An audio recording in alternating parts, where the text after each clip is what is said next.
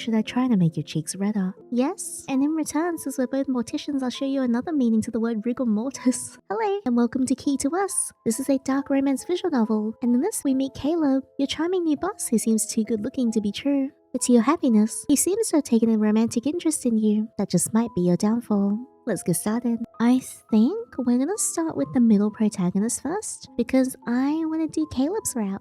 A new life. Well, that sounds promising. I can't wait to see how it's all gonna go to shit. Hunched in a cold metal chair at the center of the empty room, I press my hands against my knees, trying to keep my thoughts in order. My fingers are trembling, my feet swaying back and forth, yet time refuses to move. My eyes dart from side to side, searching for distractions, but find only a dim light and an empty table to keep me company. 2 days ago, I received a call congratulating me on being selected for a job interview. 2 days ago, I was desperate in a narrow space inside my head, surrounded by towering stacks of paper and suffocating guilt. I was tired of hearing no's and being ignored for my efforts to do better. My world had become a repetition of empty days and discouraging thoughts. I was already thinking about giving up this life and going back to my parents' house like everyone wanted. Now 2 days later, a new chance has crossed my way. Sounds too good to be true. We are so screwed. And even now, with everything changing, I still can't feel happy. Maybe I spent so long feeling bad that I've only learned to expect the worst. At this point, I just want it to be over.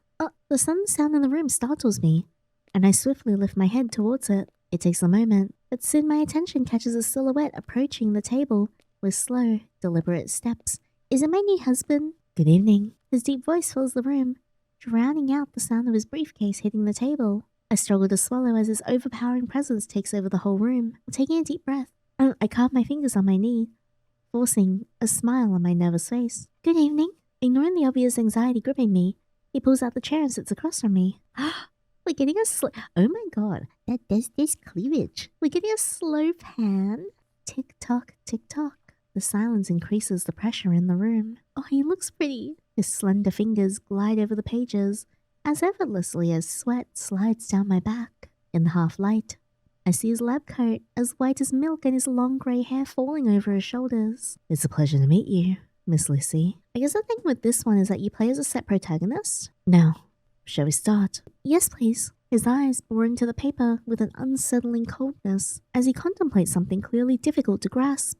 Just by looking at him, I'd rather not attempt to decipher it. I was checking your resume a few days ago, and I was genuinely looking forward to meeting you in person. You really caught my attention. Oh, did I? In what way? Is that a good thing? Definitely. It's not every day someone stands out like that. Woohoo! You have an interesting degree, and oddly, fits perfectly with the field. Right. I had the same thought when I saw the job offer. It aligns with my studies, but it's not very common to see people pursue this field after graduation. This profession is also rare among people like you, so what made you seek this position? Well, the opportunity caught my eye. And to be honest, I wasn't actively looking for something in the field, but the opportunity caught my eye. Oh? I had some doubts, but I figured I wouldn't know unless I tried. That's an interesting thought. This also means you have no experience in the field or in your area of expertise, correct? No, you didn't have to point it out like that. I see that made you hesitate. Are you concerned about that? A little, yes. Then let's focus on what you do bring to the table. My butt?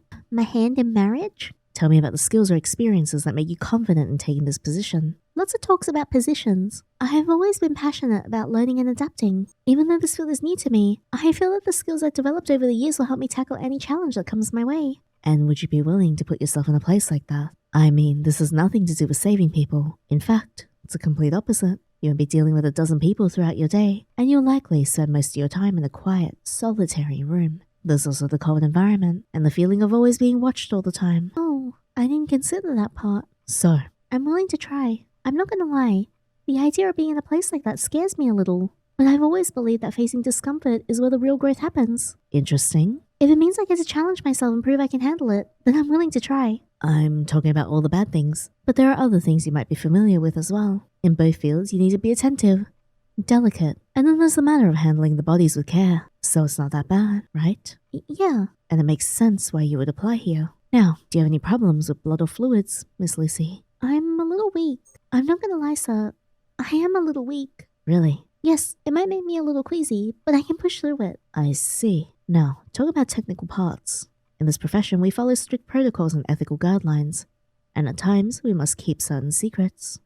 Would you be willing to do that? I think I can learn. I believe I can adapt quickly and learn the necessary protocols. I'm dedicated to doing things the right way, and if keeping secrets is a part of that, I'll respect the guidelines and handle it appropriately. That's great. The entire time he spoke to me, his gaze alternated between the documents and my face. Then suddenly he turned to the table, took a deep breath and set the papers aside. In the darkness, I feel his gaze on me, yet I can't make out the expression on his face. For a moment he stands in silence, as if studying me before asking the final question. I don't know what he's searching for, but I know it makes me uneasy. It is not the place for a young woman to escape real life. His words seem to strike a chord with my intentions. His voice catches me off guard, and I find myself giving in with my eyes wide in surprise. It's okay, Miss Lucy. All I want to know is, do you really think your anxious mind can handle all of it? There's only one way to find out, and I guess I'll have to see for myself. My, you seem very determined for something you know nothing about, and that's why I want to give you this chance. Really? Yes. I'm willing to help you with your new experiences here. This seems like a bad idea. I'm sure you'll fit my expectations just fine. So, Miss Lucy, consider yourself hired. Oh, happiness I haven't felt in a long time washes over me. I was so consumed by the fear of the worst that I overlooked the possibility of things working out. Hey, that's what I do all the time. Woohoo! Now, I don't know how to handle or contain all these emotions. You start early tomorrow. His voice only reinforces reality, and suddenly, all the serious demeanor I tried to maintain during the interview quickly fades away. Thank you so much, sir. In that moment, I realize he never told me his name. I glance at him, feeling both confused and a bit embarrassed to ask so late. He, on the other hand, simply smiles before leaning in to shake my hand. You can call me Caleb. Oh, he's so cute. Also reminded me a little bit of like a young Hojo from like Final Fantasy. The welcome gift. A dead body. Ooh, oh, lovely. What a wonderful welcoming gift. It's 7 a.m. and here I stand, awkwardly lingering in front of an empty reception desk, realizing I arrived way earlier than intended. To be fair, I could barely sleep last night, so when I got up as early as possible, desperate to ease the anxiety weighing on my chest. This is a new challenge, something I've never faced before, and I don't know how to deal with it, but I can't slack off now. The brief creak of the door draws my attention to the right. Caleb stands in the doorway, his expression drowsy, his face slightly puffy from sleep. Good morning. Good morning, sir. Why is he... Stay silent. Maybe I really did too much. Sorry, I didn't mean to laugh. I expected you to come early, but not before me. What? Is that a euphemism? No, it's not, Yinny. You're just a pervert. Oh, I knew it. But don't worry. This is good behavior. Oh, you want to see what else is good behavior? Feel embarrassed. What? A simple compliment makes me feel as happy as a kid. He sure does have a way with words. Praise me more. This is bad.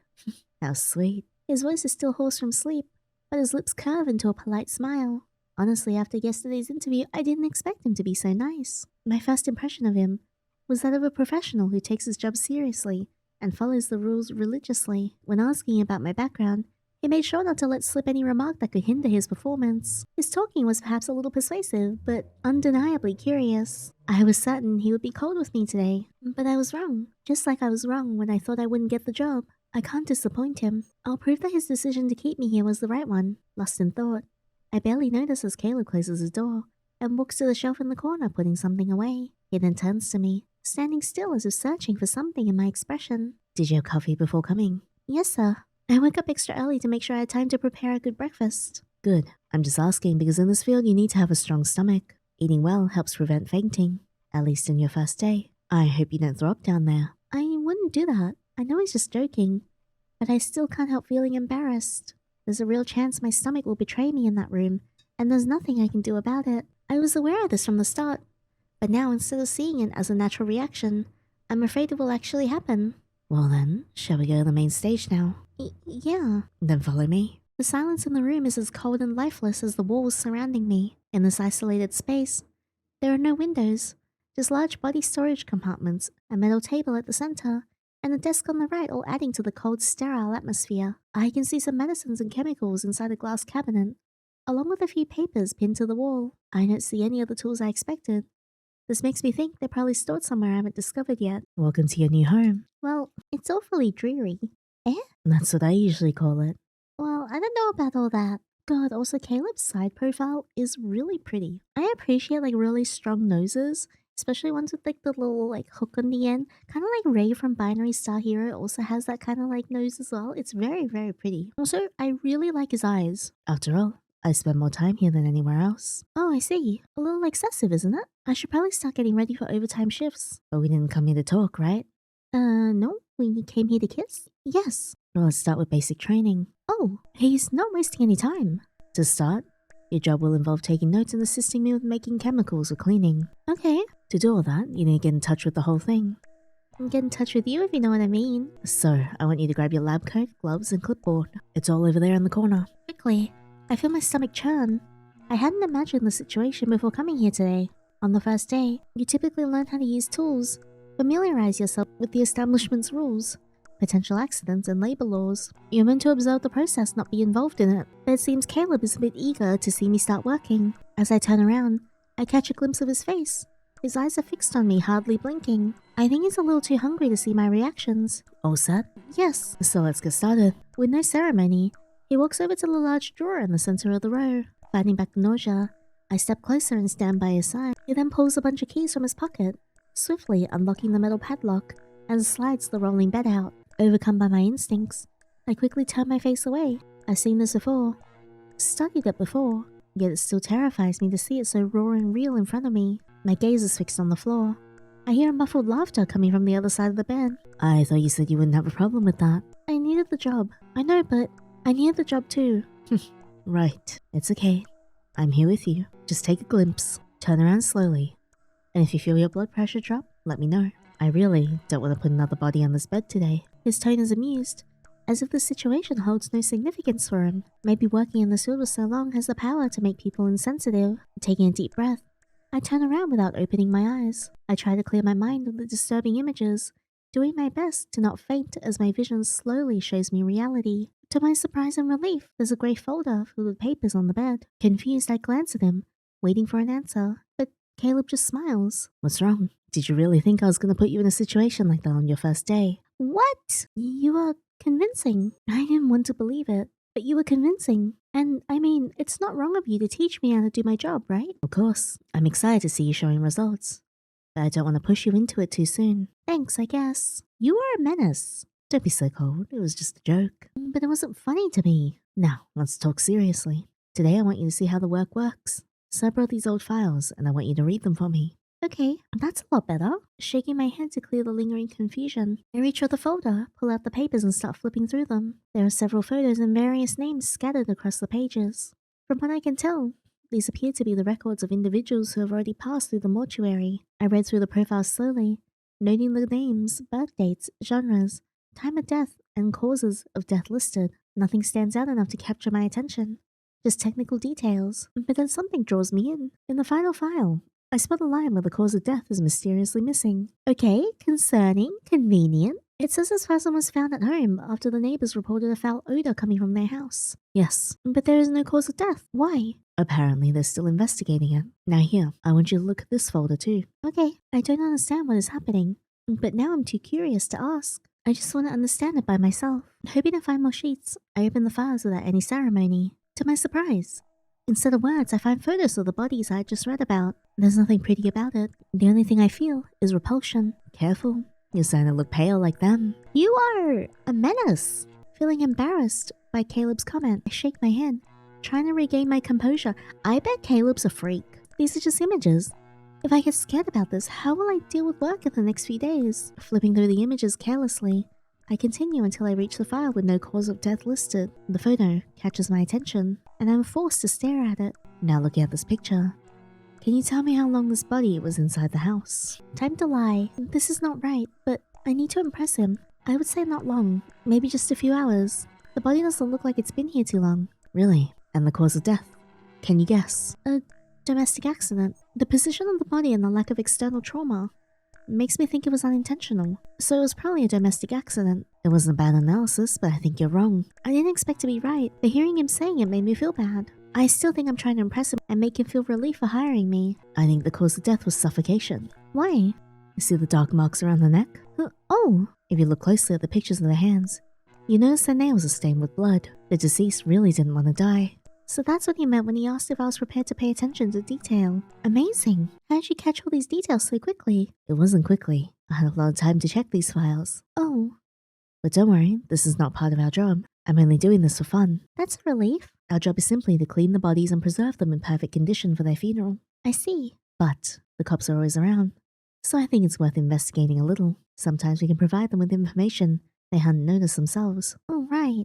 I hadn't thought about that. You'll learn everything in your time. Don't worry. But just remember that nothing is superficial or guesswork in this field, my dear. Often, we need to make the cuts and plunge our hands into dark blood to better understand the situation. What a lovely way to put it. Yes, sir. And I hope you're ready for that too. As soon as he finishes speaking, I turned my attention to the files again. When I found this job, I was looking for something quiet, but I think I've ended up in a place where I'll need to go beyond all that. Can I ask you something? Caleb's deep voice breaks through my thoughts, pulling me back to the present. Yes. In your resume, it said you graduated in nursing. That's right. You could be in a better place. So why did you choose this? I need to get away from people. Well, I think there are other jobs you can do that too. Yes, but this job is solitary, and I can focus on my work without worrying about emotional demands, you know? And that is what I need right now. I see. Well, you might be surprised about something soon. What do you mean? Oh, no, don't ask. I don't want to spoil it. That's scary. Well, I think we covered everything for now. For now, your task today. I want you to start by reading through some old reports and get familiar with the entire place. There's a lot to learn, but you pick it up fast enough. Okay. It's just going to be the two of us, so we'll need to get the hang of things quickly. I trust you can handle it. This room here is not a place for you just yet.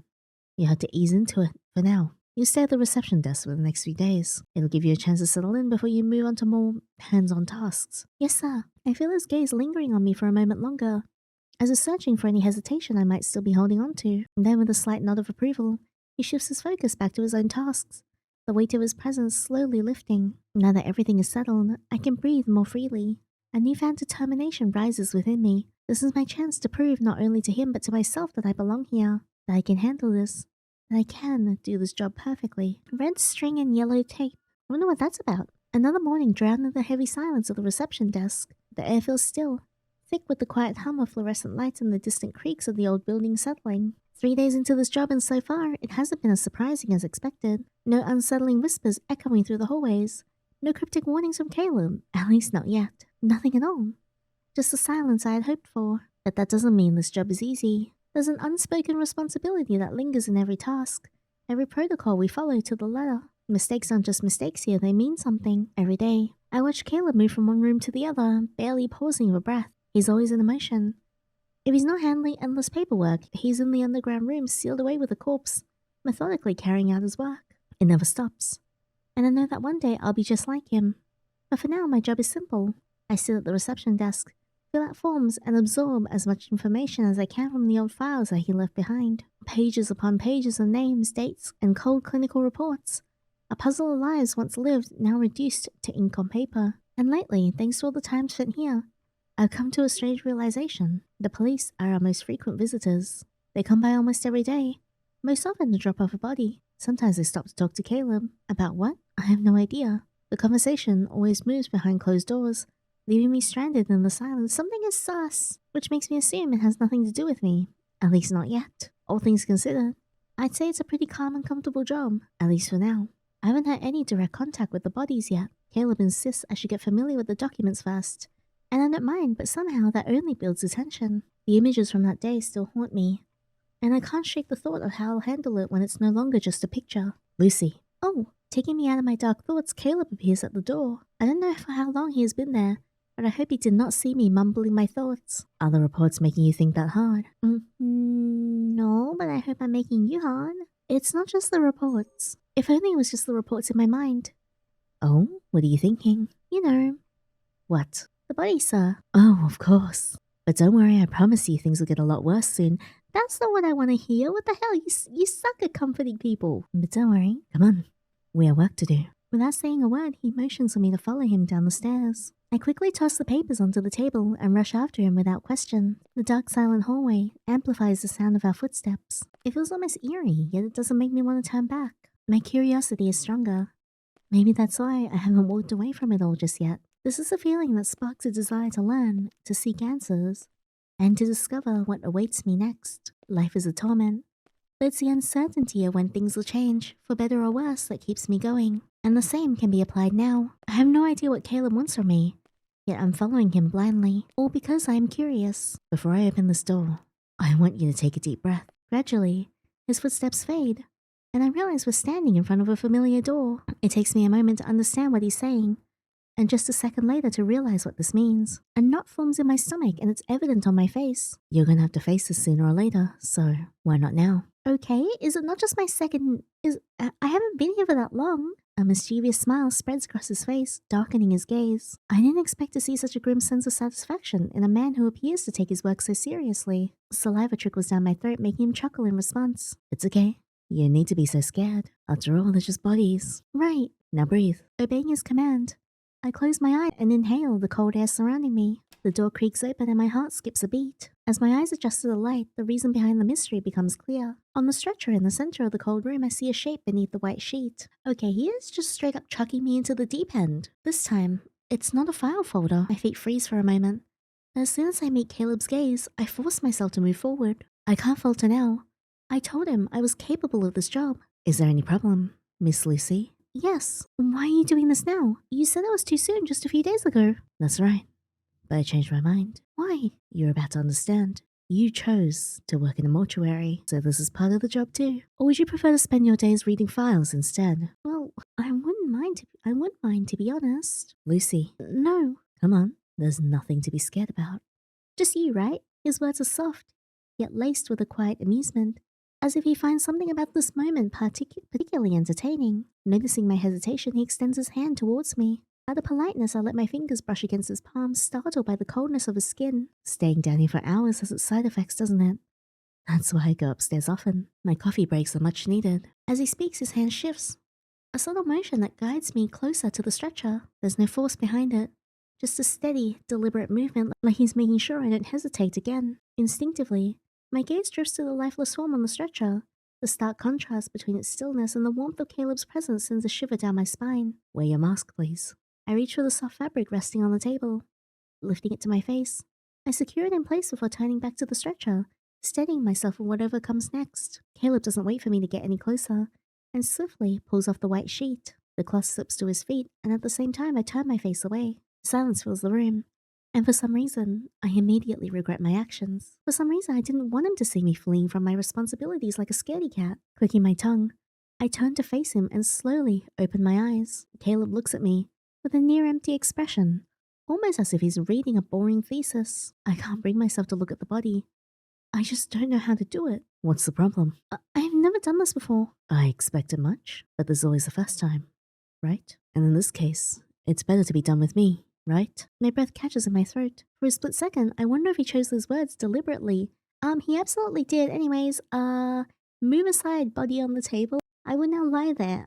Caleb, I am ready. Spreads legs. I'm not sure if he said it to ease my stress, or for some other reason, but regardless of his intent, he knew exactly what he was doing when he said it, just as much as my face couldn't hide the embarrassment creeping up at hearing it. My reaction must be obvious, because his smirk lingers for just a moment longer before he gestures towards the body. Come on, just look at her. I know you can do it, Lucy. I know you can do it. Oh boy. His voice drops slightly, not quite coaxing, but firm enough that I know there's no room for hesitation. His encouragement doesn't ease the pain in my stomach, but it reminds me I need to stay professional, no matter the circumstance. So I take another deep breath and force myself to look down.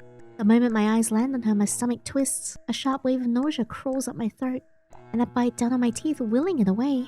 My vision blurs slightly as I feel my eyes welling up, the sting of an emotion I can't quite name pressing against my chest. She's very pretty though. It's terrifying seeing a body like this.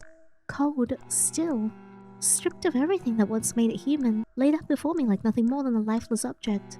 Just a piece of meat waiting to be processed. But she was a person once. Someone who laughed, who cried, who had dreams and fears and a life of her own. And that thought clings to me. Slowly, fear morphs into something else. I watch the serene expression settle on her face, untouched by pain or distress. In the stillness, there's an eerie kind of beauty. She's young.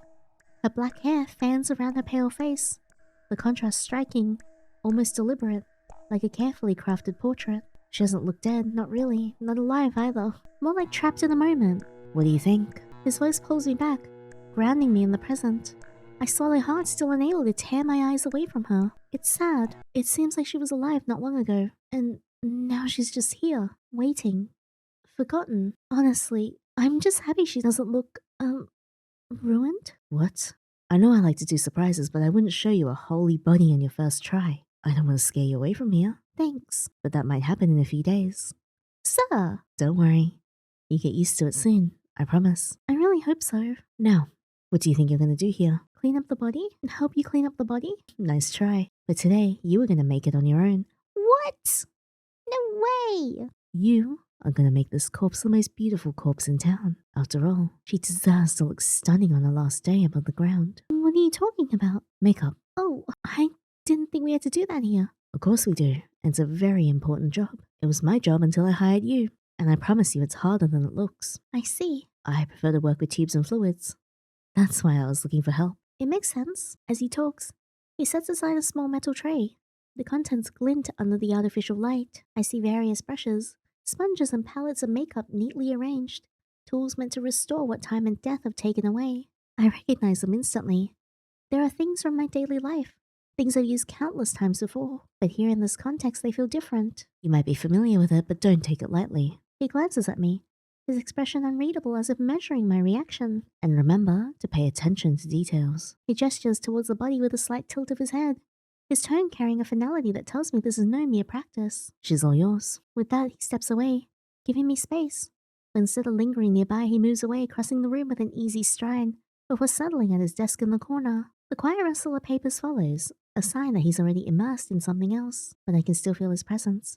The weight of his watchful gaze, even as he pretends not to be looking. This is my first real evaluation. I can't afford to disappoint him now. My pulse quickens as I reach out, my fingers hovering over the still form before me. I brace myself, knowing there's no turning back. The first touch sends an involuntary shiver through my body, cold that seeps into my skin and lingers like an unwelcome guest. She doesn't look bad, but her skin is nothing like I expected. Cold, sticky, almost viscous, like something that no longer belongs to the world of the living. A harsh contrast to the peaceful, almost delicate expression frozen on her face. My gaze wavers, instinctively searching for guidance, for anything that might tell me what to do next. But the only thing I find is Caleb's stare. He watches me from his desk, his gaze cold and unwavering, his posture a silent command that leaves no room for hesitation. This is a test, and failure is not an option. It's time to prove my worth, whether I want to or not.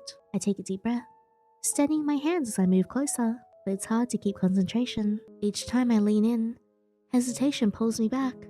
The weight of responsibility presses down on my chest, making my stomach twist into tight, painful knots. The music's very pretty. My fingers tremble as I grasp the brush, the bristles hovering just above the unnatural surface of her skin. I would also be shitting myself right now. Every stroke feels like a risk, a step into unfamiliar territory where failure waits at every turn. But I force myself to move, slowly, carefully. I start with the softer shades, applying them sparingly, mindful not to drain what little warmth remains in her features. She must not look too pale nor too vibrant. I don't want to mock the life that she has lost. She is meant to look at peace, a final comfort for those left behind. I don't know how long I spent perfecting every detail, erasing every trace of hesitation from my work. I only realize that I'm finished when my breath escapes in a slow, shuddering sigh. Excellent job. The words catch me off guard. You completed the entire task and handled yourself perfectly. I'm surprised. I thought you were gonna throw up. A chuckle escapes him, quiet and amused, like he had been betting against me this whole time. Me too. I like how honest you are. He leans back slightly, observing me like he's reevaluating something in his mind. Now I think you deserve a break. Please, go upstairs. I'll finish things here. Thank you, sir. I don't hesitate. The moment he gives me permission, I set everything aside and turn towards the door, barely trusting my own steps. The air outside this room will be lighter, I tell myself. Easier to breathe. But even as I walk away, something lingers. My hands still feel the ghost of cold skin beneath my touch. My mind replays the details, the fragile illusion of life painted onto a face that will never move again. Oh, what a line. I did it. I got through it, but that doesn't mean I'm not shaken. Sitting in the reception chair, I stare at the floor, still seeing her face in my mind. Meanwhile, in the corner of the room, Kayla prepares 2 cups of coffee before sitting down across from me. Here, have a coffee to warm up. I take a cup in my hands, but I can't bring myself to drink it. It's strange. I haven't eaten a thing, yet I feel strangely full. It may be nausea from what I experienced, or maybe it's my swelling thoughts that are keeping me nourished right now. I look up and see Caleb drinking his coffee accompanied by cookies. I made cookies earlier. How do you do it? What? Drink coffee and eat cookies? I mean, we just touched a corpse and... I told you, you get used to it eventually. And then at some point, you won't mind their presence. Sometimes I drink coffee in that room with them. I don't think I can do it. Not now. You've just started, but you have time to learn how to do that. Now that you mention it, how long have you been working here? I think for about 5 years. Then I decided to try something else. But in the end, I came back here. What brought you back?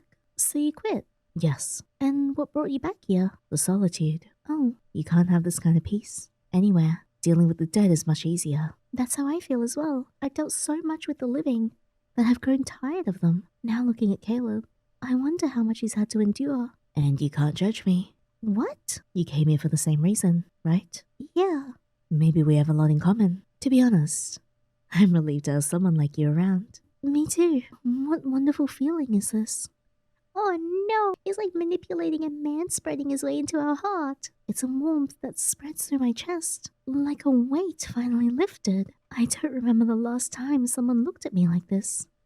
Truly, seeing me, girl, you need to get away. For a moment, I'm not just another face in the crowd. I'm recognized, understood, and it feels like something I've been missing for so long. Girl, maybe this is what it feels like. To finally find a place on my own. Maybe you'll call this place home one day. It would be nice to have someone living here with me. Well, I have to go back downstairs. You can finish your coffee and stay over here with your reports. Yes, sir. Thank you for your service today. Thank you. Caleb stands up, walking towards the stair, leaving a faint reflection of his smile lingering on my lips. My mind races, trying to understand why this simple moment feels so different. I didn't expect it to affect me this way, but here I am. Caught in a quiet connection that I didn't know I needed. Things will work out now. The first clue. Oh yes, the first clue that is actually not very nice. Woohoo! I do my best to push aside the wave of nausea, threatening to overwhelm me as I continue wiping the woman's face on the stretcher. The cold, waxy texture of her skin clings to my gloves, making every movement feel unnatural. I tell myself, it's just a body, just skin and bone, nothing more. But it doesn't help. In this line of work, you begin to feel a strange empathy for the faces you've never known. It's an odd creeping sensation, a connection that shouldn't exist but somehow does. You look at them, and your mind starts to fill in the blanks. She was so young. Her grandchildren will miss her so much. She seemed so full of hope, and so on. Thoughts like these slip in without permission, each one heavier than the last. It's not easy.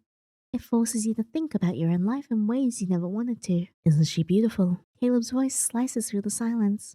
Abrupt and unexpected. His words send a shiver down my spine. Beautiful. My fingers freeze mid-motion, eyes flickering up to meet his gaze. He stands near the table now, casual, unbothered, as if discussing nothing more than a still life painting. Caleb places a folder down easily, as if this is just another day, and for him, maybe it is. Yes, people talk so much about death, as if it's something to fear. But the truth is, not all of it is that horrible. At least here, it doesn't have to be ugly. His words settle in the quiet room, sinking into the sterile walls and polished steel like they belong there. Oh my god. Oh wow. Oh, he's so pretty. There's quiet beauty in the wear of time, in the softening of features. His gaze drifts towards the woman on the table, but there's something distant in his expression. It's the kind of beauty that tells a story.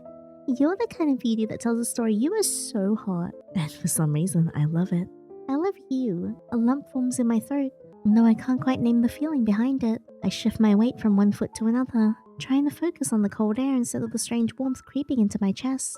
Yet I feel more attracted to those rosy cheeks like yours. Oh? My breath catches in my throat. Before I can react, Caleb moves closer, and in one smooth motion, his fingertips ghost over my cheek, like this. Oh, he's so pretty. Look at him. Look at him up close. He's gorgeous. My god. His skin, cold as marble against the lingering heat of my own. A shiver runs down my spine, but I can't tell if it's from his touch or the weight of his words. So pretty. Tease back. Yeah, let's flip back. I feel the same way. Oh, in that case, should I try to make your cheeks redder? Yes? Yes. And in return, since we're both morticians, I'll show you another meaning to the word rigor mortis. You know what? If I had $1 for every single time I made a rigor mortis joke, I would have $4. I can't do this. No, please. How sweet. But I do enjoy how this job helps me to see the link between the words of the living and the dead. Oh, Right, I'm starting to understand it too. But I don't think too much about it. I think I'm too busy trying to live. Yes, that is quite clear in your eyes. You don't have the same morbidity like mine, but maybe that's an age thing. How old are you? You kind of look like you're in like your mid to late 30s. Oh, Mr. Caleb, you're not that old. Is that how you see me, or how others do? Oh, what? I'm just asking. I didn't mean it like that. Still, now I really want to hear your answer. For me, it feels good to hear it. And that's why I like the living more. The dead can't amuse me like this. They're beautiful for sure, but you can be more than that. Please. Well, are you done with her makeup? Yes. Then can you take these documents to the office for me? Sure. Thanks. I'll finish it here. Thank you. Giving him no time to tease me more. I take the folder and make my way out of the room as fast as I can. I sift through the files in the specific drawer of the metal cabinet.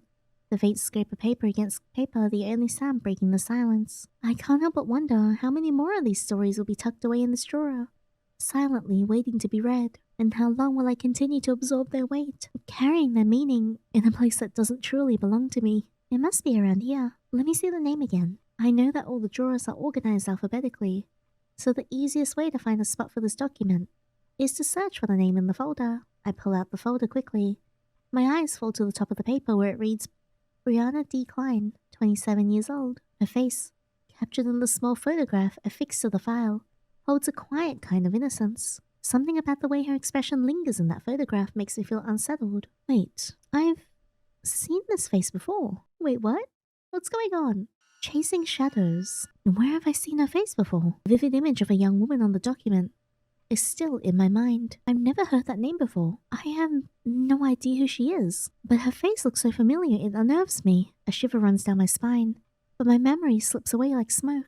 Disturbed, I grab the file again, as if it might hold some answers, some connection to the haunting sensation behind my thoughts. Brianna, 27 years old, 3rd of July 1997, female, passed away on April 4th at 10:15 p.m. near the lake in Central Park. Nothing stated here means anything to me, but something about this whole story feels wrong. I trace the photo with my eyes, feeling a strange pull.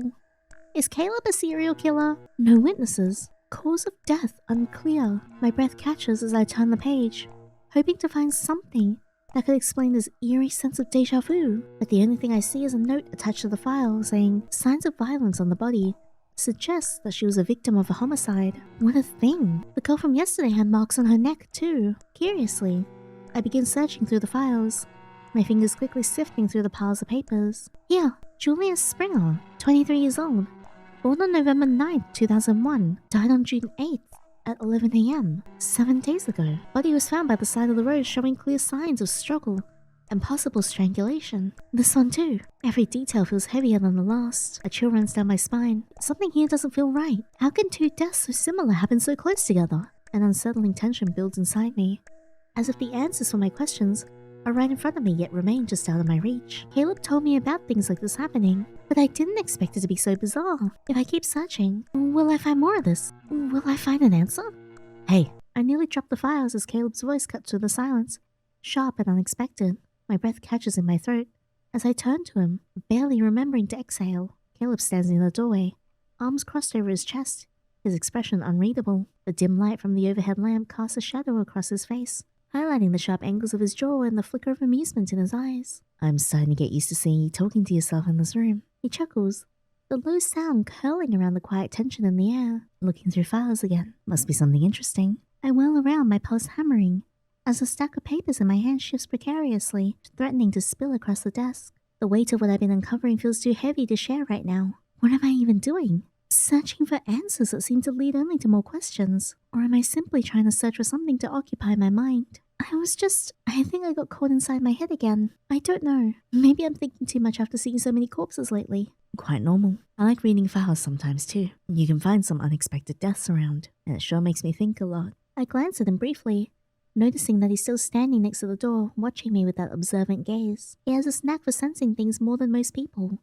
It's like he knows what I'm thinking before I even realize it myself. I look down at the papers in my hands, trying to organize the whirlwind of thoughts, but they seem to multiply the more I focus. I can't help but wonder if this kind of mystery is something he's already familiar with. Mr. Caleb, you said you've been here for quite a while, haven't you? Yes. Did you take care of a corpse that was reported in newspapers? Not that I can remember. I see. Is this still under investigation? The question forms in my mind, but it's my hesitation that holds me back. You know, there's something that's been bothering me for quite a while now. What is it? Can you stop calling me mister? Oh, he watches me with a slight smile, like he's trying to ease the tension that is built up in this room. I freeze, my eyes widening in surprise, and I can feel my face turn bright red. He notices my reaction and chuckles softly, but it's not mocking. It's as if he's inviting me to drop my guard, to see him in a different light. I'm not that old, remember? Oh, he's doing this again, using something we already talked about to make me feel embarrassed. Why is he so unpredictable? His waist is also very tiny. It's always like this with him. How does he manage to be so distant yet so close at the same time? Sorry, Mr. Caleb. I was expecting him to say something flirty, or maybe show a reaction, but instead he just stayed silent. He studies me for a moment, and it's like he's trying to figure something out, something I haven't put into words yet. And then he smiles, that enigmatic smile that always leaves me unsure of how to respond. He's so pretty. Oh my god. I feel like I'm walking into his trap. But I mean, when you look like that, I'll walk into anything he says. You really are a sweetheart. Oh, I can't help but feel a little flustered. I don't know if he's being sincere or just playing with me. Thank you for the zoom over his boobs. But his tone is warm, like he's actually enjoying this. His casual approach makes me feel exposed, like he can see straight through me. But what caught your attention so much there? All this conversation made me forget what was causing me so much anxiety earlier. Talking to Caleb has this power to throw me off balance. I try to focus again, to push past the rest of emotions, but it's hard when everything about him feels like a puzzle. Glancing down at the papers in my hands, I hesitate for a moment, feeling their weight once more. The deceased. I was looking for something strange, something that doesn't add up. What is it? I still don't know, but I feel like there's a connection with these girls' deaths. That's interesting. Did you kill them? His tone shifts now, more serious, and for the first time I see a glimmer of something in his eyes. It's like he's finally paying attention. Really paying attention. It's not just the details, it's the way that they're being handled, the lack of information. It's like they don't even know what's happening. And I see you're playing detective here. No, I'm just curious. I wasn't trying to be nosy, I was just Don't worry. I try to do that sometimes too. It's impossible to not do that when there are so many suspicious reports. Yeah, it makes you feel embarrassed and then act so kind. It always makes you feel like a kid. But to reassure you, everything here has already been investigated by the police. Maybe I'm looking for answers that aren't meant to be found. I see. Maybe I'm just thinking too much. Maybe, but it's clear you won't stop with just that, right? He knows something. Because it mentioned before that he would talk to the police behind closed doors, and that police visited him a lot. So something is going on. Sorry. It's fine. But remember, some things aren't meant to make sense. You are gaslighting me so hard right now. But you're so hot. He takes a small step closer, and I feel my heart race. The space between us grows thinner, and suddenly, it's not just about the case anymore. It's about whatever this is between us. What do you mean by that? Not everything is meant to be uncovered, especially if it means digging up things that are better left undisturbed. But what if the truth is something we can't ignore? Well, he leans in just slightly, his voice lowering. Not everything you find will give you peace. Sometimes the truth is more dangerous than the lies. The tension between us thickens. I don't know if he's warning me, or if there's something deeper he's trying to tell me. What are you trying to say? He steps back, his gaze softening for a moment before he shrugs, as if to dismiss the weight of the conversation. I'm just saying, to do your job, it's safer than going down a path you don't know if there's a way back. I feel a chill run down my spine. He's not just talking about the case anymore. He's talking about something more. Something I'm starting to understand. But maybe, just maybe, I'm not ready for it. Should we not be worried? Not until it happens to us. Oh, right. For now, it's good to just do our thing and live our lives. Right. Speaking of living, would you like to go for a coffee with me tomorrow afternoon? Huh? It would be nice to do something like that since it's your day off. Is he calling me out for a date? Unless you already have plans. I don't. Really? So what do you say? Yeah. Woohoo, I have a date. I feel like this is gonna end poorly. A case of the heart. Walking down the busy road, I feel as if my body is moving on its own, disconnected from the storm of thoughts running through my mind. The pounding in my chest is hard to ignore, and I can't tell if it's from excitement or nerves. It's been a while since I've been out for coffee, and even longer since I've been asked out on a date. It's strange how something so ordinary can feel so new again. I try to shake off the feeling, but it's there, lingering in the back of my mind, making my heart race a little faster than usual. It seems like my life has improved a lot since I started working here. The long hours, the stress, the overwhelming uncertainty. It all feels like a distant memory now. Maybe it's not just the job, but maybe it's him too. His unwavering support, his quiet presence. I never imagined someone like him would come into my life and change everything. I think he's about to do a lot more than just change everything. There's a sense of comfort in knowing he's always just there. Comfort. It's hard to explain. But I feel like I finally found someone who believes in me. Even when I don't believe in myself. Something is wrong. Something is wrong. Something is very wrong. I'm calling it now. It's hard to explain. I want him to have fun today too. As a way of thanking him for everything he's done for me. As I walk, I catch myself smiling. The weight in my chest has shifted. And now, I'm looking forward to what this day might bring. The place isn't so crowded that it feels cramped or overwhelming, but there's just enough of a buzz to make the atmosphere feel warm and inviting. A perfect balance between lively and comfortable. It's a place where life feels like it's moving at its own pace. From one side to the other, I see the tables being served, people laughing and chatting, the occasional clink of silverware, and the soft murmur of conversation. And then my eyes settle on a tall man with long hair standing by the corner. His smile is soft and genuine, like he's been waiting for this moment. A warmth rises in my cheeks, and I feel that familiar flutter in my chest. I wave to him, a shy smile tugging at my lips before I make my way over to the table. Hello. I approach the table, hesitating for a moment, unsure of what to do. Oh my god, he looks so pretty out of his work clothes. Should I reach for his hand? The hug seems too forward, doesn't it? Or maybe I should just stand there, unsure, and wait for him to make the first move. The uncertainty hangs in the air, making my heart race a little faster. Caleb notices my hesitation. Instead of offering any kind of guidance or reassurance, he just chuckles softly, the sound warm and familiar. It's like he's enjoying this moment and my nervousness. Like he knew exactly how I feel. That's what I expected. You're even cuter without your uniform. Oh, do you want to see me without anything at all? His compliment catches me off guard, and I can feel my cheeks instantly flush, and not just with the usual shyness. No, this time, it's a deep, undeniable warmth that spreads across me. It's as if my entire body has betrayed me, reacting to his words in a way I wasn't prepared for. I won't deny it though. I've noticed him too. It's hard not to, and I've noticed it for a while now. There's something about him that draws my attention. Without the lab coat, the gloves, and the work mask, he looks like a completely different person. A version of him that feels more relaxed, more human, more himself maybe. And I can't help but think, he's even more handsome. He is. Allow me. Thank you. You're here just in time. Yes, but I saw that you arrived earlier. Of course. I wanted to make sure you would like the place. A warm flush creeps up my neck as I glance around. Suddenly, more aware of Caleb's effort, the place feels different now. More inviting, as if touched by his presence. Caleb watches me carefully, his expression unreadable at first. But then with a barely perceptible tilt of his head, a silent question lingers in his eyes as if he wants to know my thoughts. So what are you in the mood for? I'll try something new. Maybe I'll try something new, since it's been a while since the last time I went out. That's great. Do you mind if I place our order? Oh, thank you. That would be nice. Okay then, I'll be right back. I'm taking the menu from me with effortless ease. Caleb turns and makes his way towards the counter, which is a little further from our table. As I watch him move, I can't but notice the way he goes through the crowd gracefully, composed, and completely at ease. The way he carries himself, the quiet confidence in each step, the way people naturally make space for him without him ever needing to ask. It's so mesmerizing. You know what else is mesmerizing? Maybe when he starts swanging it later, if you know what I mean. I never really paid attention before, but now I realize how much I admire his posture. It's more than just the way he stands. It's the way he exists, effortlessly commanding attention without demanding it. It's almost intoxicating. And yet, as much as I'm drawn to him, I realize something unsettling, because despite all of the refined exterior, I still don't know who Caleb really is. Maybe I can use this opportunity today to find out. All set. Now we just have to wait a little. While I'm lost in my thoughts, Caleb comes back sitting in his chair across me again. So Lucy, how's it going? All good. Nice. Oh no, not the awkward silence. What? Isn't it strange? We spend so much time together in those rooms and we still don't talk about casual things like this. Oh, now that you mention it, it's true. Don't feel bad about it, to be honest. I appreciate how focused you are on your job instead. I think that's why I was so surprised to see you today. And honestly, now you look a little different from the first day I met you. What do you mean? Your eyes. They're glistening with confidence now. It's nothing like that little deer in that interview. Oh, is that how he saw me? And does it mean our job is making you stronger? Yes, I like to think so. Every day I feel like I'm handling things a little better. Are you talking about reports?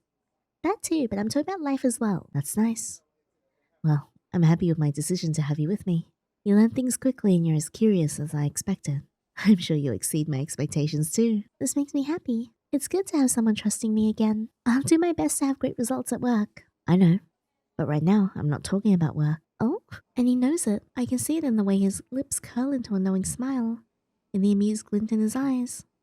But instead of explaining, he just laughs, like he's enjoying this moment far more than he should. It's a little frustrating the way he toys with my confusion, how he always seems one step ahead, leaving me to piece things together on my own. But at the same time, it intrigues me. It makes me want to dig deeper, find the answers myself. Because behind that teasing smirk, I know there's something I'll be pleased to learn about. Or something that's gonna get me killed. Since he won't explain anything, I take my cue to act a little too. Since we're talking about us, can I ask you a few personal questions? Of course. I'd love to know what you want to learn about me. Alright, so first you told me you stopped working at the mortuary for some time. Correct. What did you do during then? This is my chance to understand a little of what happened yesterday. I work for a model agency. Oh, I know. Unexpected, right? Yeah, not just that. I feel like a cold bucket just fell over my head. This doesn't explain anything, but now it makes sense why his posture is so elegant. Some people said I would fit in that field. I didn't want to do it at first, but curiosity won me over. Of course. As you can see, I didn't do well there. Why not? I think I just did it on a whim, so didn't put my heart into it. Also, I don't like to be surrounded by so many people, you know? I have noticed. I was young at that time and not very smart apparently. Was it that bad that he regrets it? Did you do runways? No, I only post for photos. I did some magazine advertisements. Oh, that's cool. It was interesting for a while, but not enough to keep you there, right? Yes, I think I just completed what I had to do and walked away. I see. You seem to get bored of things easily. You're not wrong. I like what excites me. So as long as I feel entertained, I'll stay around. Otherwise, I just move on. And this goes for everything in my life. Thinking about it now, I guess that's why I never seen him with anyone. I guess you haven't had many relationships, right? On the contrary, my dear, I've had several, but none of them lasted very long. They always get boring at some point. I see. I keep my voice neutral, but something about his answer makes my chest feel just a little heavier. A silence stretches between us. Not exactly uncomfortable, but weighty. Caleb doesn't speak right away, and for a moment I think the conversation is over. And then, just as I'm about to shift the topic, his voice comes again, softer this time. But there was someone. The teasing edge is gone, replaced by something more thoughtful. His fingers lightly tap against the table, as if remembering whether or not to say more. And just like that, I find myself holding my breath, waiting for whatever comes next. I think the circumstances at the time just didn't allow us to be together. But she was incredible. She was strong, determined. The kind of person you'd admire by just being around. And I had such a good time watching her rise above so many things. I think our short time together will always remain in my memories. I don't know what else to say. I can't tell if he's truly moved by the memory, or if he's just reflecting on it with his usual detached grace. But I don't regret it. My relationships don't last. But that's not necessarily a bad thing. It allows me to meet new people. He pauses for a beat, then adds, his voice softer, more deliberate. People like you. My breath catches for a second, warmth creeping up my neck before I can control it. The waiter arrives, placing our sweets and drinks on the table, just in time to save me from another embarrassment. I glance down, taking in the stark contrast between our choices. Caleb ordered a green tea and a croissant. Meanwhile, my plate sits in front of me like a guilty pleasure of strawberry and chocolate cake. The sight makes me hesitate for some reason. It's not that it's childish, I know that. But compared to his choice, mine suddenly feels too much. Why do I feel so self-conscious all of a sudden? As if sensing my hesitation, Caleb tilts his head slightly, watching me with quiet amusement. What is it, darling? Aw, the pet names. No, I won't let you get me. His voice is smooth and teasing, but there's an underlying curiosity in it. Like he's genuinely interested in my reaction. And that just makes me even more embarrassed. It's nothing. I just thought maybe I should have ordered something more mature. Why? Miss Lucy, don't tell me you're trying to impress me. Maybe? Please, I don't get hung up on details like that. Right. I asked you on a date because I'm interested in you, not your food preferences. He just said it. Now let's enjoy it. I'll enjoy you. Yeah. As if it were no big deal to him, Caleb casually shifts his attention back to his plate, completely unfazed. I take a deep breath, trying to swallow my embarrassment along with the sweetness of my cake. Not with the sweetness of his cake. There's no point in dwelling on it. I should just enjoy the moment. Now this is an official date. And if that's the case, I want to make it count. I want this to be a memory worth holding on to. Oh yeah, I'm sure it's going to be one, but he inevitably kills us. We end up spending hours talking about personal tastes, trivial things and everything in between. The kind of easy conversation that stretches on without neither of us noticing how much time has passed. It was fun to hear Caleb share bits and pieces about his own world. His favorite songs, the food he likes best, the odd fact that he loves dancing. That last part made me pause.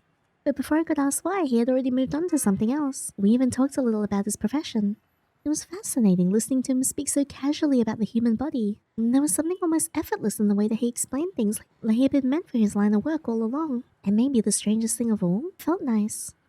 Nice to be able to talk so freely. To let the conversation wander into topics that would probably make most people uncomfortable. Nice to be able to share things without hesitation. Nice to finally talk about the things that interest me without feeling like a weirdo. Well, I have to go back to work today. I have papers to sign. I think a corpse is going to show up later. Do you need help with that? No, you can enjoy your day off. Okay, I nod and shift my gaze to the phone in my hand. My mind is still caught in our conversation, but my fingers move instinctively, opening the app to call a ride home. Before saying a proper goodbye, I want to make sure I won't be left waiting alone for too long. However, the moment he notices I'm not paying attention, he steps forward. Wait, what's going on? And before I can lift my head, I feel a firm yet gentle touch. What? His fingers grasp my chin.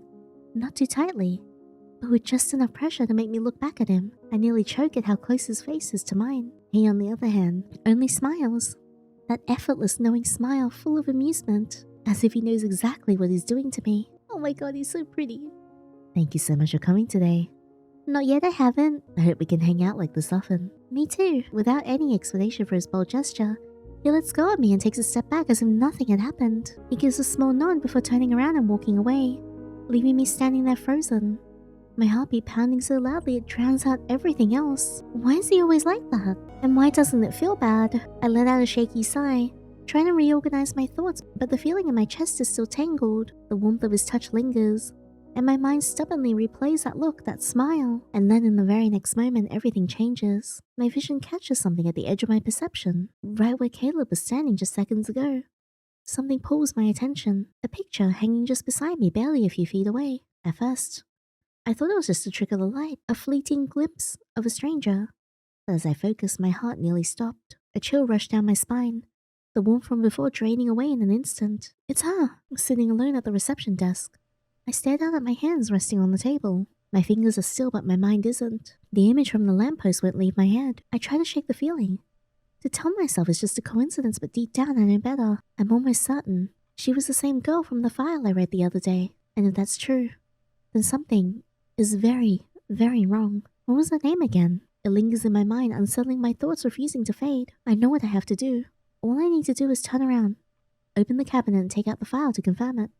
A simple action, just a few steps, and yet something holds me back. A quiet creeping fear settles in my chest, whispering that maybe I don't want to know the truth, because once I see it, once I confirm it, there'll be no turning back. No. Enough playing detective. I take a deep breath, shaking my head as if that alone could dispel the thoughts clinging to my mind. This was never part of my job. It never should have been. But somehow, I got too involved. Let my emotions seep into something that was never my problem to begin with. Maybe it was the injustice of those young girls' deaths. Maybe it was my relentless curiosity, but either way, it's time to stop. I came here to keep my distance from people and the burdens they bring. That was always the plan. And that's what I needed to focus on right now. Sticking my nose where it doesn't belong will only bring me trouble, and risk losing what has finally started to make me feel okay. Like Caleb said the other day, we don't have to worry until it happens to us. So now, I'll just do my job, because that's what truly gives me satisfaction. With my decision made, I pick up the agenda resting on my desk. There's still plenty to do, and I might as well get started. The day flies by, and for the first time in weeks I feel light at work. Spending hours buried in documents absorbing the sorrow of the deceased had been suffocating me, but today I managed to go about my task without that oppressive weight pressing down on me. I even felt a little more at ease, enjoying the familiar rhythm of the job. Now with my shift nearly over, I packed up my things ready to leave. The long hours spent in this place have drained me, but for the first time in a while I feel lighter. When do I get to drain Caleb, if you know what I mean? However, just as I prepare to step out, Caleb comes into the room to ask me to check the coffin storage room. There's something about the way he says it. I'm gonna die, casual yet expectant, that makes the request linger in my mind longer than it should. I'm gonna die. Still I nod, unwilling to question it. Earlier he had left a folder on my desk before heading back to the underground room. This time though, I didn't bother looking inside. I didn't want to. The weight of old documents, case files or whatever, lay within. Or whatever lay within felt like too much to take on tonight. So instead I simply tucked it away, letting it rest untouched. With a clipboard in one hand and a pen in the other, I make my way to the storage room. Can you imagine if that file actually just had like my details in it with the death cause unknown, and then that's how we find out that he's gonna kill us? The air inside is crisp, carrying the scent of polished wood and faint traces of the floral preservatives we use. I begin my task by methodically checking each coffin's identification number, ensuring the latest shipment matches the records.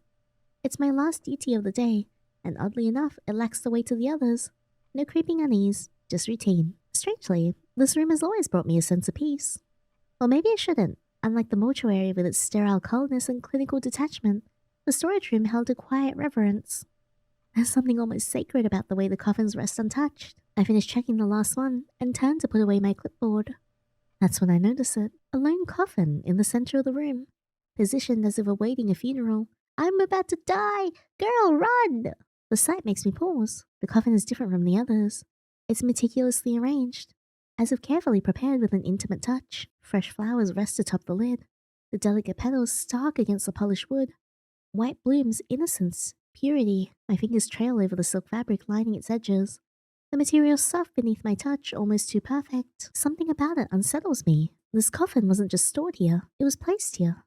Deliberately waiting. Looks like there's a funeral coming up. Yeah, yours! White flowers this time. The person must have been deeply loved and innocent. That you are absolutely right about. A deep voice cuts through the silence like a blade, sharp and deliberate. My body goes rigid. Every nerve on edge. I whirl around, my breath hitching, my heart hammering against my ribs. But the room is empty. The dim light smothers any sign of movement, casting long shifting shadows across the walls. For a fleeting moment, I think I imagined it. It happens when you work too long. Surrounded by the dead. The mind plays tricks. The silence whispers back, but then I hear it. Girl, run! Footsteps, slow, measured, circling me like a predator toying with its prey. A chill prickles at the base of my spine. Caleb? The only response is a low hushed chuckle, one that curls around me like smoke seeping into my bones. What a shame you didn't see the signs. I did. I did. As in me. The voice is familiar yet wrong. It carries a weight now. Something heavy and unreadable, and then he steps forward, emerging from the veil of shadows into the faint light. His signature enigmatic smile is still there. A ghost of the man I thought I knew, but his eyes gleam with something cold. Something I've never seen before. Something that turns my blood to ice. What are you talking about? You, my innocent dear. His tone lacks its usual sarcasm. Instead, there's something sharp or something laced with danger. Instinctively, I step back. I expected more from you. His gaze bores into me like he's already decided my fate. My body screams that I'm in danger, but my mind is struggling to catch up. Did I do something wrong? No, it's not your fault. But things could have been different if you had just paid a little more attention. Before I can finish his name, he lunges. The clipboard slips from my fingers, clattering to the floor, a sound too small to matter. The movement is sudden. His hands slam into my shoulders, unyielding and crushing. A vice grip that steals the breath from my lungs. The pressure is unbearable, like steel locking me in place. I realize then, I never truly understood how strong he was until now. Terror floods my veins, cold and suffocating. My mind spins, grasping for any explanation that makes this moment anything but what it is. My eyes lock onto his. Desperate, searching for a flicker of the man I thought I knew. But there's nothing. His face is twisted, caught in a horrifying limbo between pleasure and fury. Shadows carve harsh lines into his features, warping the familiar into something monstrous. The man before me isn't the one who sat across from me at the cafe, who laughed at my terrible jokes, who made me feel safe. Oh, that makes me sad. I have been sadded. This is someone else, and I am trapped with it. Sir, what's happening? There's no point in me telling you. After all, you gave up on finding out. I had other plans for you, but I suppose it has to end this way. I truly regret that. And before I can finish, he moves with brutal efficiency. One hand clamps around my throat, the other seizes my waist. And in a single merciless motion, he lifts me off the ground as if I weigh nothing. Then he throws me into the coffin, the one with the white flowers, one meant for an innocent soul. Realization crashes over me like ice-cold water, sharp and suffocating. Panicking nights inside me, roaring desperate. I thrash and claw at his arms, kick at the confines of his coffin. Just as he kept me close all this time, he now holds me in place with terrifying ease. Oh no! But also, you look so hot. You know, he's murdering you right now. You know this, right? Yes. His strength is inhuman, unshakable, as if this moment had been set in stone long before I ever stepped into this world. Tears blur my vision, slipping down my cheeks in hot, silent trails. It's not just fear. It's sorrow, betrayal, horror. I try to scream, to beg, to call for help, but his grip tightens around my throat, silencing me before the words can form. Even breathing becomes a battle, each gasp weaker than the last. His face looms over me too close. All I can see is his smile. Oh, he looks so hot though. Wide, unhinged, predatory. He looks so good though. You know, you are being choked. Come on. My heartbeat stutters, sluggish and faint. Darkness creeps in at the edges of my vision, swallowing the room, swallowing me. When do I get to swallow him? It hasn't happened yet. I don't want to die yet. And then finally I understand. When I took this job, I dared to dream again. I started to believe my life could get better. That I could get better. That maybe just maybe, I'd have Caleb by my side. I never imagined I would end up inside a coffin, and I never imagined the last thing I would see would be a satisfied smile. Sleep well, my little dear. Perhaps the next girl will figure out what you failed to. Oh man, I can't do this. I have to get the other ending now. I need to see the other ending. I can't let it end like this. I need an ending where I become just as bad as he is. And then we do awful stuff together for the rest of our lives. Where the keys are lost. God, that was such a cool ending though. Let's start again. And here is the alternate ending. I think this is probably the one where we actually have the bravery to look into the killings and find out exactly what's going on. Sitting alone at the reception desk, I stare down at my hands resting on the table. My fingers are still, but my mind isn't. The image from the lamppost won't leave my head. I try to shake the feeling, to tell myself it's just a coincidence, but deep down, I know better. I'm almost certain. She was the same girl from the file I read the other day. And if that's true, then something is very, very wrong. What was her name again? It lingers in my mind, unsettling my thoughts, refusing to fade. I know what I have to do. All I need is to turn around, open the cabinet and take out the file to confirm it. A simple action, just a few steps. And yet something holds me back. A quiet, creeping fear settles in my chest, whispering that maybe I don't want to know the truth. Because once I see it, once I confirm it, there'll be no turning back. But I've already made up my mind, and now my thoughts are running wild into all the possible ideas. When I asked Caleb about the reported deaths, he said there was nothing on the news. But then why is the missing person poster still hanging on street lamps around the city? There's no way he could have gotten confused. Someone like him wouldn't just forget something like that. Now a shadow of doubt begins to settle inside me. Did he really not know anything? Or is there something he's trying to hide? Bothered by the nagging feeling that something might be hidden from me, I get up. My feet carry me back and forth across the room. I pace in the same spot, just like my thoughts never resting. The same questions swirl around in my mind, each one leading to another. And yet none of them have an answer. What am I missing? It's like I'm caught in a loop, trapped in this web of uncertainty. Caleb told me the police had already investigated most deaths. There's no reason for me to keep obsessing over it. Every time I try to push the thoughts away, they come back stronger, gnawing at the back of my mind. Caleb's assurances should be enough, right? He's always so calm, so confident, but there's a strange disconnect. A feeling I can't shake. Something doesn't sit right and I can't ignore it. Maybe it's my instinct telling me something. Or maybe it's just paranoia because of the strange coincidences. I can't quite figure it out yet. But one thing I know for sure is that Caleb had warned me. In this job, there are many secrets. His words echo in my mind. A quiet reminder of the layers beneath everything I've seen so far. Maybe I'm not supposed to understand everything just yet. Maybe I'm digging too deep and too fast. Still, the uneasy feeling won't leave. Impatient, I make my way to the cabinet, my steps quick and deliberate. I pull open the drawer and search through the files. I find Julia's file still there, exactly where it should be. But when I reach for Brianna's file, it's gone. The spot where it should have been is empty, as though it never existed. My heart races as a cold chill runs down my spine. Did I place it somewhere else? For a moment I stopped, trying to recall what exactly I did that day. I remember the shock when I saw the news, how it had thrown me off balance, but I'm almost certain that I placed the file in the same spot where I always do. The more I think about it, the more everything blurs. Was I too distracted to remember correctly? Or did something else happen that day? Something I didn't notice at the time. My mind races, but the answers are elusive. Maybe Caleb took the folders to read. It crosses my mind.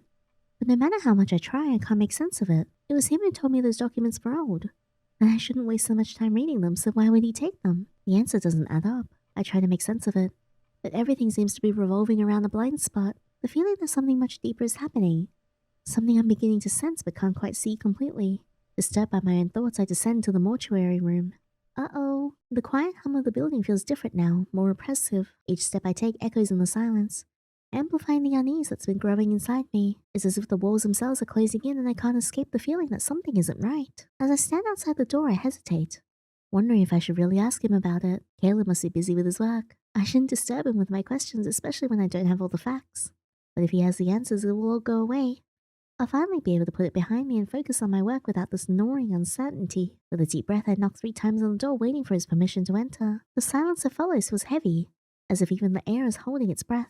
Come in. I step into the room, my heart pounding in my chest, my stomach twisting in knots. The cold air of the mortuary only makes my anxiety grow stronger. In the center of the room, Caleb is placing a tube into the body on the gurney before he finally looks up. The second our eyes meet, his gaze softens and falters. His expression shifts from calm concentration to something closer, to confusion when he notices the look on my face. Is something wrong, sweetheart? Aww. Oh, you're making it really hard for me to call you out on your murder. His voice is calm, but I can hear the hint of curiosity behind it. It feels like 1,000 questions are spinning in my head, and I'm not sure where to begin. Not exactly, I have a question. Go ahead. He steps back from the body, his gloved hands moving, as if he's shedding the weight of his work for a moment, just to give me his full attention. The gesture feels almost intimate, and for a second I wonder if he's sensing the tension that's tightening my chest. Please don't kill me. Oh, Caleb, do you know where Brianna's document is? I have no idea. Yes, you do. To be honest, I don't even know who you're talking about. Yes, you do. I mean, I get so many documents here every day. It's hard to keep a track of all the names.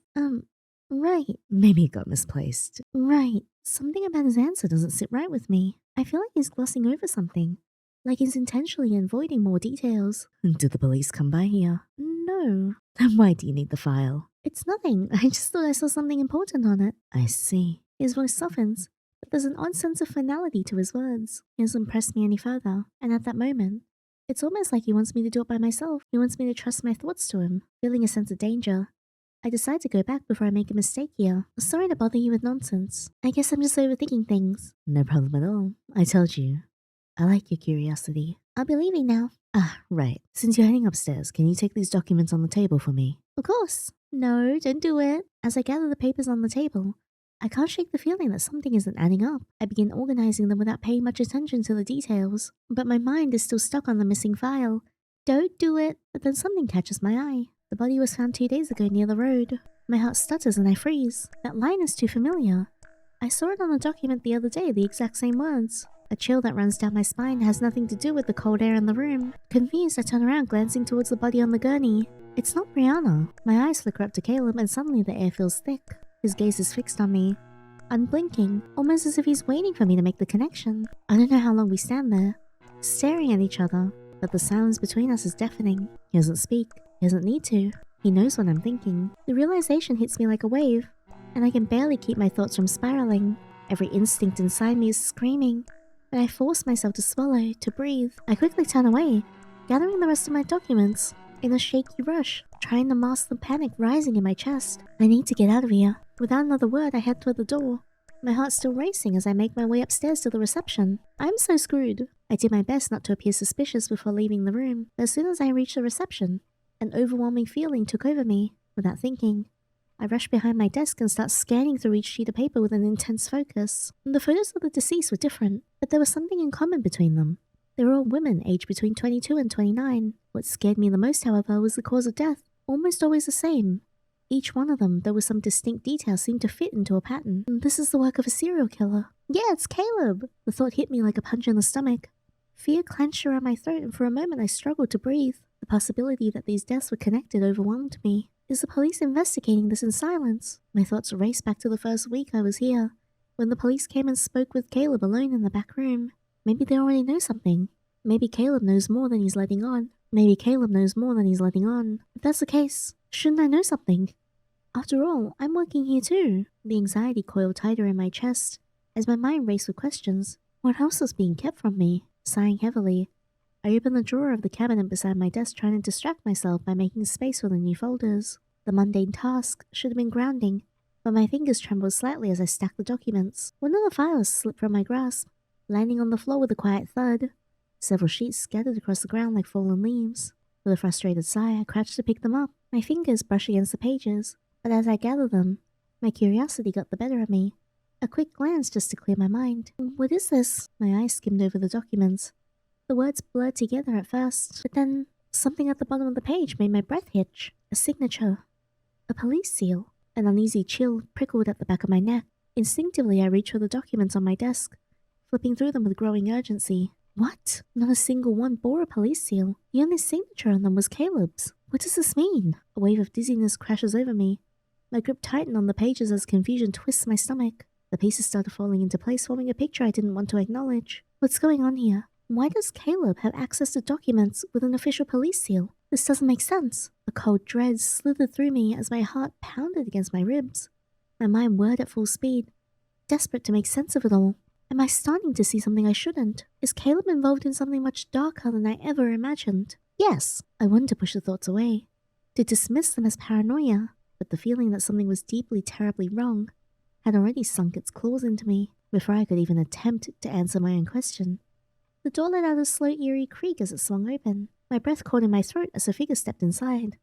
A person dressed in a crisp suit, several thick folders tucked neatly under one arm. For a brief moment, my pulse spiked, but then logic settles in. It's just a funeral agent, I tell myself. The unease clinging to my skin refuses to dissipate. Realizing that I'm still on the clock, I force myself to snap out of it. With a deep breath, I quickly straighten up, brushing off the dust from my clothes and smoothing my hands over the desk to tidy the scattered papers. I don't want to appear unprofessional, not now. Knowing I'm already teetering on the edge of my nerves, as the agent fully steps into the room, I lift my head and force a polite smile onto my face, willing the tension coiled in my muscles to stay hidden. It's already well past my time to leave. I had told Caleb I'd finish up the last few documents before heading out. He'd thank me, his usual easygoing smile in place, and mentioned that he'd be leaving early for once, a rare coincidence, and the perfect opportunity. This is what I've been waiting for. A chance to go downstairs and investigate the folders properly. Without eyes watching over my shoulder, I'm just gonna get killed. Again! I forced myself to wait a few more minutes, my fingers drumming lightly against the desk, just in case. Just to make sure Caleb doesn't suddenly decide to return, or that no one unexpectedly walks in. The minutes crawl by, stretching the tension in my chest tighter. Every creak of the building makes my heart stutter, but no one comes. Not even me! Finally, convinced that the coast is clear, I rise from my seat and move swiftly to the door, locking it behind me with careful precision. The quiet click of the lock feels final. A line crossed. My pulse quickens as I turn towards the basement. This is it. The moment I've been waiting for. I just hope I'm ready for whatever I find. Death. I will find death. As soon as I step into the room, I flick the light switch. A dim glow flickers to life, casting long shadows along the cold, sterile walls. The faint hum of the overhead light is the only sound accompanying my footsteps as I step further inside. Caleb has left everything immaculate. Every tool is perfectly aligned. Every drawer is shut tight, and not a single item is out of place. The meticulous order of it all sends a shiver down my spine. It means I'll have to be even more careful. I can't leave everything out of place, or he'll notice tomorrow. I take a steadying breath and quickly begin my search, my fingers moving over the cool metal surfaces of the cabinets, opening drawers with cautious precision. I'm hoping desperately to find something that links the police to all of this. Some hidden documents, some overlooked clue. But there's nothing. No misplaced paper. No suspicious file. Nothing that catches my attention. I pause in the middle of the room, my pulse drumming in my ears. What am I missing? My eyes sweep slowly from one side to the other, analyzing every tiny detail, searching for something that feels out of place. And then I spot it. The wall of body storage compartments. Every door is sealed shut, except for one. Barely ajar, just enough to notice. A detail too small to be accidental. Intrigued, I take a step forward, scanning the floor for a fallen lock, a misplaced key, some explanation for why it's open. Curiosity gnaws at me, pushing aside the last remnants of hesitation. My fear starts to fade, replaced by something far more dangerous. Determination. I reach out, fingers curling around the cold metal handle, and pull the empty rack out as far as it'll go. And that's when I see it. A folder, resting on the table beside the open compartment. Its presence stark and deliberate. Someone left it here. Do the documents come before the bodies? The question lingers in the air, but my mind is already spiraling elsewhere. With slightly unsteady fingers, I grab the folder and slide out the first sheet. The moment I do, the rest of the paper slip from my grasp, scattering across the floor. My blood runs cold. A shiver crawls up my spine and the room around me seems to shrink. There, on the first page, is my photo. I knew it! The air thickens. My lungs forget how to function. It's not just a picture, it's recent. I knew it! I remember when I said that one of the files probably has like my photo in it beforehand? The angle, the clarity, the precise moment captured. Whoever took this had been close, watching, waiting. My fingers tighten around the page, but despite my grip, it trembles in my hands. What is this? What is this? A voice comes before the presence, low, rough, and deliberate. It scrapes against the silence, curling around me like a whisper of something dangerous. A chill grips my chest. The sound is enough to make my body react on instinct, and I turn fast. Leaning against the doorframe, arms crossed over his chest, Caleb watches me. His usual smirk is there, amused like he's enjoying a private joke. But his eyes tell a different story. They're cold, cutting, sharp enough to draw blood. He studies me unhurried, as if he already knows what's going through my mind, as if he's waiting for it. Caleb, what does this mean? Oh, please. You've already figured it out. He takes a step into the room. The wooden floor creaks beneath his weight, the sound stretching through the silence like warning. Come on, I want to hear your analysis. My mind goes blank. A cold, suffocating dread wraps around my chest, squeezing the air from my lungs. This isn't a joke. This isn't some twisted prank. This is real. The weight of that realization settles like ice in my veins. My fingers tighten at my sides, but they feel numb. My body screams at me to run, but I stand frozen, trapped in his gaze. These dead people, did you know them? I would say yes. What a shame they didn't get to know me. So it was you. That's why all the deaths are the same. That's why the police never signed off or left the seal. Exactly. His eyes glint with something unreadable. A dark amusement dancing behind them. He takes a single step forward.